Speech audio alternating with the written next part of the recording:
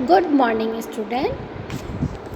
अपन geography की class ले रहे हैं। आज अपन ज्योग्राफी की क्लास में अपना जो फर्स्ट टॉपिक चल रहा है भूगोल एक विषय के रूप में उसमें आगे पढ़ेंगे। अपन अभी तक पढ़ चुके हैं कि भूगोल क्या है, इसी के उत्तर अपन देख रहे हैं। तो भूगोल क्या है, भूगोल को कितने भागों में बांटा हुआ है, इसके बारे में अपन ने पढ़ा। भूगोल को दो भागों में, भौतिक और मानव भूगोल, दो भागों में बांटा हुआ है। और इसी में ही कुछ जो अपने दिमाग में एक क्वेश्चन आता है कि भूगोल क्या है, इसके लिए जानना और भी उत्सुक हैं। धरातल पर अनेक प्रकार की विभिन्नताएं विद्यमान हैं। इन सभी विभिन्नताओं को द्वारा हमें अपने आप को खोजने से और भी ज़्यादा जानकारी रखते हैं। तो परिवर्तन प्रकृति का नियम है, समय के साथ साथ धीरे धीरे परिवर्तन होता रहता है और इसको हमें समझना भी ज़रूरी है।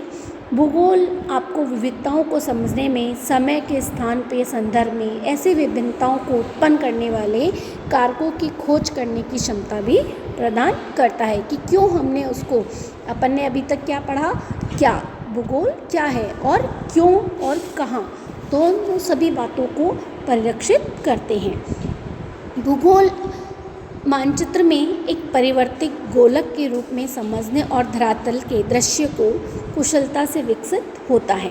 हमें आगे से आगे बढ़ने के लिए ज़रूरी है कि हमें पहले के बारे में भी ऐतिहासिक जानकारी भी होनी चाहिए।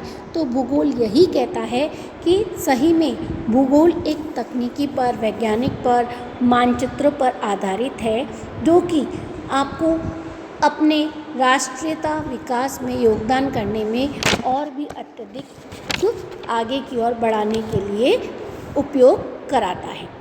पृथ्वी की सतह के रूप में नहीं, यह स्वरूप में भी भिन्नता होती है। कहीं पर हमें पर्वत नज़र आते हैं, कहीं पर पहाड़ियाँ नज़र आती है, कहीं पे मैदान नज़र आते हैं, तो कहीं पर हमें वनस्पति नज़र आती है, कहीं पर हमें रेगिस्तान है, तो कहीं पर उजाड़ है।